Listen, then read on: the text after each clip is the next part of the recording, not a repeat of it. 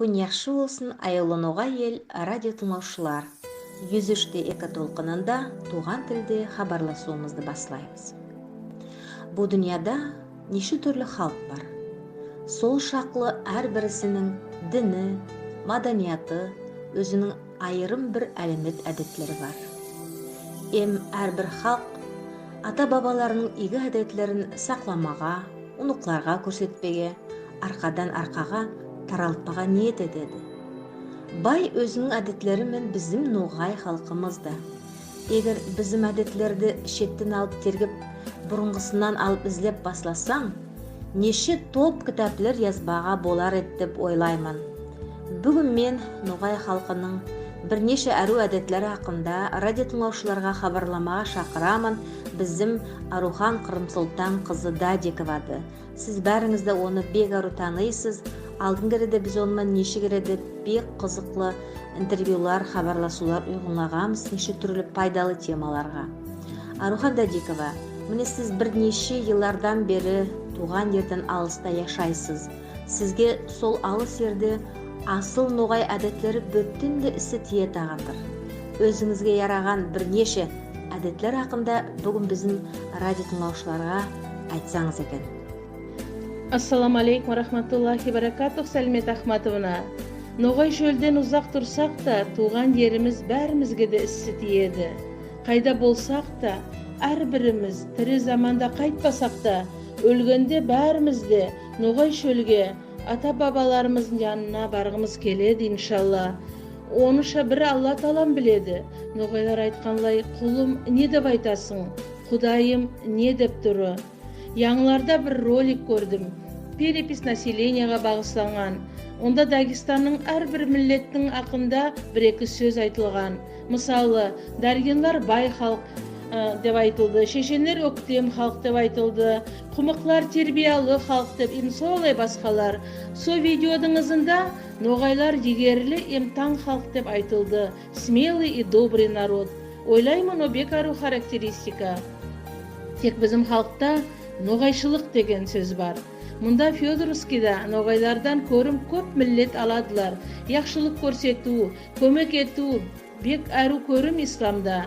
Ноғайлар бірінші болып юғырады. Біреуге көмек керек болса, шүкір Аллаға. Алла Таладың алдында ондай көрім бек сыйлы. Неші халықты айтқан, ноғай халық қалай тыпақ, көмек етпеге әзір болып тұрады. Альхамдулилля. Ноғайшылық bizim қанымызда, шүкір Аллаға. Көп еллардың артында біз пойызбан, балаларман, мамамман, жатқан ер ярық болсын, я Алла, кизарға келіп түстік. Сол заманда біз бәрімізде көбісінше пойызбан жүретаған едік. Таксилар қалмаған еді, бір авария еркекпен біз ауылға кеттік. Сол айтады. Ноғай халық өзінің ноғайына юғырады басылап деп. Ноғай таксистар ноғайша қышқырып, олар шақырады ноғайша сөйлеп. Ноғайша сөзі есітсе, ноғайлар тура соларға барады бәрісте деп. Енді мен де ноғай тілді үйрене жатырмын деп күлді. Бір күн мамаман кизарға продуктыға барған едім. Мамам маға айтады. Жүр бастап ноғайлардан алайық. Оларда жоқ затларды басқалардан аларбыз деді. Онан соң біз пыслақ, май сатылатаған павильонға кірген едік. Онда білемші, кон қышқырық пышақларын созып, сюда иди деп қышқыратаған. Біз собаяға астағфирулла, ноғайша кім сөйлейді, соға тура жүреміз. Бір күн Фазилмен Тарумовқа барған едік тоже.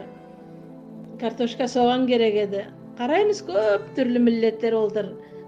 Солардың арасында бір абай долдыр, ноғай абай. Біз үндемей тура со ноғай есіл абайға бардық, онан алдық.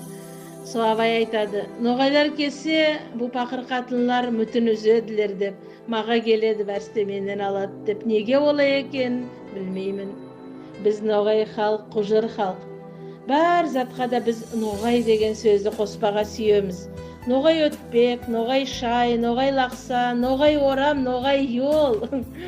Yazda Fazilмен тас yolman бар ятыр едік мәшіммен. Ауыл бетте. Yol яман еді, соң Фазил айтады. Қой мен ноғай yolman айдайымшы, деп астыға құм yolға түсті. Фазилға айтам, ноғай шай, ноғай өтпек бар екен біле таған едім. Тек ноғай yol бар екен, біріншілей естім деп. Басқа миллет өтпек деп айтса, біз ноғай өтпек деп айтамыз. Басқа миллет лапша деп айтса, біз ноғай лақса дейміз. Айтатша, тек ноғайларда бар екі ауру. Суық дейді, яда көз дейді. Тек ноғайлар ноғай кетсе, келіңіз енді. Өзіміз бір нормально күйде шай ішейікші деп айтадылар. Бізге ноғайларға ару сөз, сатлық, біз қатырып айтпа сүйеміз. Есімде кішке заманда бізде әрбір сиырдың аты бар еді. Ақсақ сиыр, алабай сиыр, соқыр сиыр, бір мүйізлі сиыр. Ойлаймын әлі, неге со пақыр айванларға сондай яман аттар тағатаған болған екенбіз. Астағфирулла. Арухан Хаджия, ноғайшылық ақылында қалай қызықлы етіп айттыңыз? Ақиқатлайды, ноғайлар бір-бірісіне дайымды көмек етпей сүйеділер. Міне әдім топырақ болса да сүргіттан, әкелегі заманда ауырған әдімге, еді бір еді конкурста қатнасаяқ болса, соң үшін бәрді явылып, бір-бірісіне әрекеттеп, жіберіп, группаларға сөйтіп көмек етеділер, көмеклесіп, көплесіп. Со біздің ноғайдың со әдеті бек ярайды маға. Әміне әйелмен байланыслы әдетлердің ішінде қайсы әдет сізге артық ярайды? Сәлмет Ахматовна, әдеттен тұра келін иконлерге сөйлемей таған әдет тек біздің ноғайларда бар.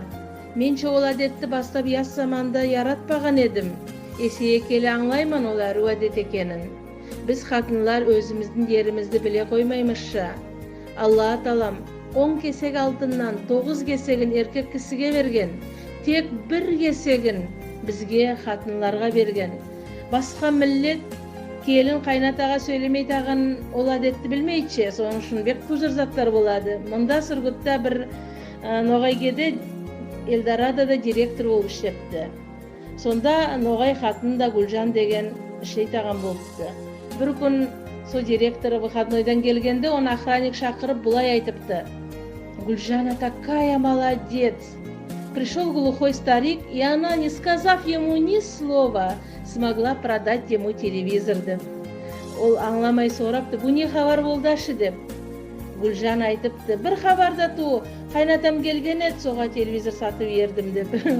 Тағы да бір хабар тоже Сұрғытта бір ноғай қатын врачқа қайнатасы келіпті приемға. Ол оға бір затты айтпай, бір затты сорамай оннан, дарман, рецепт, бәр затты да yazып, есікті ашып, yolға салып еріпті. Оның янында отырған медсестрасы орыс аузын ашып қалыпты: «Мен шаңламадым, бұл не зат болды? Сіз оныман неге сөйлемедіңіз? Сіз оныман ұрсыстыңыз ба? Сіз оныға өкпелегесіз бе?» Ноғай қатын айтыпты: «Жоқ, о менің күйеуім атасы, бізде ярамайды сөйлемеге, солай әдетті». Тағы да бір случай болған, сіз танисыз оларды. Қайнатасымен оға сөйлемейтін келіні екеуі шашқа ойнайдылар. Қайнатасы шашқа да ауыстырып келінін алдатады. Келіні сөйлемеседі, оны алдатып жатырғаны көріп, оның көзінше ручка, тетрадьті алады да записка yazады: «Папа, сен нете мені алдатып тұрасың?» деп. Сәлмет Ахматовна, яшауда түрленеді, әдетлер де түрленеді. Әру әдетлер де бар ата бабадан қалған. Амма тойман байланыслы неші керексіз әдетлер шығып тұрады. Ойлаймын, біз қатынлар күнәлі ондай әдетлерге. Қайсы еркек аңлайды ол әдетті, қайсы еркек қатынасады ол әдетке, біреуі де. Біз ең біріншілей іздеу керекпіз Алла Тағаладың разылығын. Шушы біздің ноғай халқының ақында айтып, мен өзіме де, емсізге де есімізге саламын. Алла Тағаладың алдында бір әдем де бір әдемнен артық туы. Бір миллет де бір миллеттен артық туы. Ақ әдем артық туы қара әдемнен, бай әдем артық туы ярлыдан. Тек Алла Тағаладың алдында, Алла Тағаладан қорқатаған әдемлер артық. Келген Рамазан айыман құтлаймын. Ораза тұтып, Алламызды ескеріп, ибадатлар етіп, тілімізді тыйып, Алла Тағаладың разылығымен кетсін әрбір күніміз. Амин, я Алла.